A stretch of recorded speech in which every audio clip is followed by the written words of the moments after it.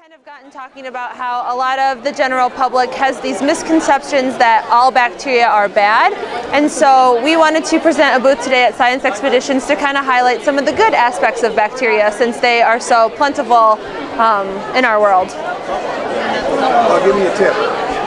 What are some good things about bacteria? Some of the good things about bacteria is that we actually have 10 times as many bacteria cells in our bodies than we do normal cells and normal healthy cells. And bacteria are located in your gut, and that helps you digest food. And they're also located on your skin to help protect from other intruders.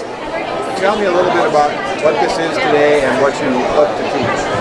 Yeah, so Science Expeditions is a great symposium for graduate students and just the science community here at UW-Madison. It's also a great venue for the Delta program. So we're currently in a class called Informal Science Education, where we're learning about these types of activities and these types of events. And so our class broke up into groups, and our whole semester has been preparing for this and just learning how to talk to the general public about the cool aspects of science, such as the fact that not all bacteria are bad. And so we are presenting this really cool glow germ activity to teach kids that bacteria are even on their hands, on their skin, yet they're healthy and they are able to run around every day and enjoy life.